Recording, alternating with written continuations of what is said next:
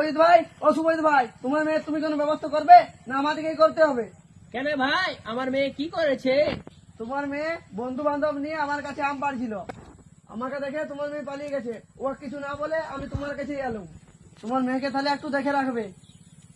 কি বলবো বলো দেখিনি, ওই মেয়ের জন্য কত লোকের কাছে কত কথা শুনতে হচ্ছে। আসলে ভাই, আমার মেয়ে একটু আম খেতে পছন্দ করে, তুমি যখন বললা ও বাড়িতে আসুক তারপরে ওকে দেখছি। আরে সেটা না, ও আর তোমার আম গাছের দিকে যাবে না। সেটা যাক নালে, এক দুটো আম খেতে মন গেলে পেড়ে খাক। যদি একদল বন্ধু মেরে অত আম পাড়ে, সেটা কি মেনে নেওয়া যায় বলো? সেটা হ্যাঁ, তাই আর হয়? হ্যাঁ, সেই জন্যই তোমাকে আমি বলতে এলাম। আর তাছাড়া তোমার মেয়ে বড় হয়েছে, কেন বিয়ে দিচ্ছেন না? কোন ছেলে যদি শোনে যে তোমার মেয়েকে আর কেউ বিয়ে করবে? হ্যাঁ ভাই, বিয়ে দিয়ে দেবো ভাবছি, সেরকম একটা ভালো ছেলে পালে বিয়ে দিয়ে দেবো। হ্যাঁ দেখো, সেরকম ছেলে পেলে বিয়েটা দিয়ে দাও। ও বাড়িতে এলে বলবে ওই ছেলে পেলে নিয়ে যেমন আম গাছের তলায় যায়। আসছি তাহলে।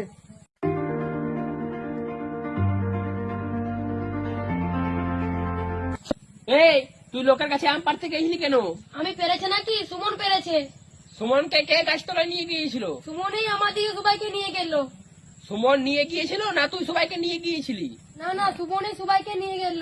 না না, ওই লোকটা মিথ্যে কথা বলছে।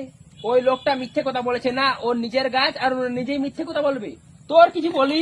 মা, এই থামো, তুমি লোকের কথা শুনে মেয়েকে মারতে যাচ্ছ কেন?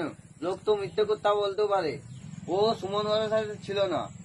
তুমি যাও বাইরে থেকে মাথাটা ঠান্ডা করে আসো। এই তুই যে সকাল থেকে খাসনি, তোর খিদে লাগানি? না আমি তো খেয়েছি কি খেয়েছিস? আম। এই আমের জন্য তো অত ঝামেলা।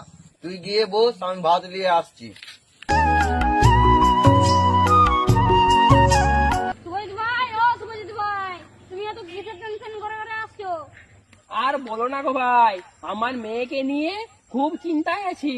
কেন কেন, তোমার মেয়ের কি হয়েছে? আমার মেয়ের কিছু হয়নি, মেয়ের জন্য পাড়ার মানুষের অনেক ক্ষতি হচ্ছে। পাড়ার মানুষের ক্ষতি হচ্ছে মানে?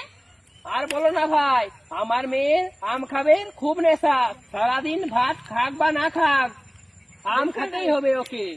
যদি ওর চোখের সামনে আম থাকে তাহলে ওকে ধরে রাখা যায় না। আর যদি ও আম কোথাও দেখে, লোকের বাড়িতে হোক কিংবা গাছে, ও ঠিক আম চুরি করে খেয়ে নেবে।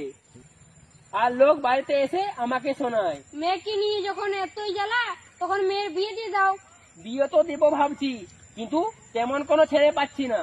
আশেপাশে লোক সবাই জানে যে আমার মেয়ে আম পাগল।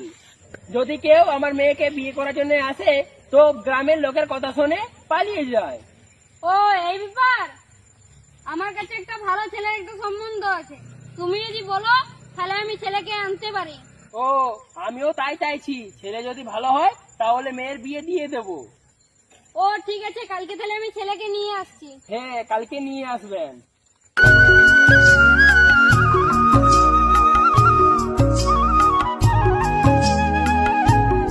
কি ভাগ্নি, মেয়ে পছন্দ তো?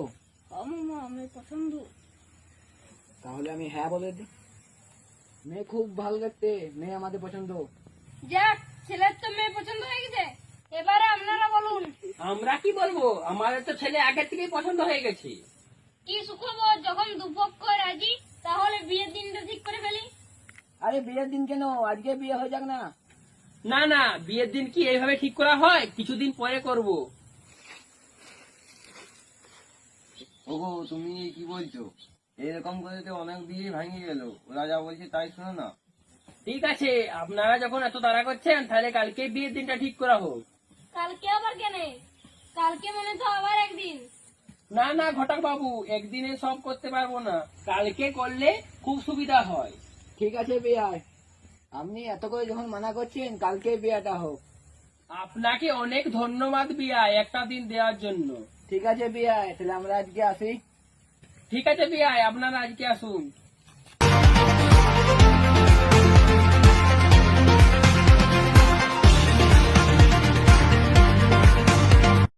ওগো, তোমাকে কি বললাম আর তুমি কি করলে?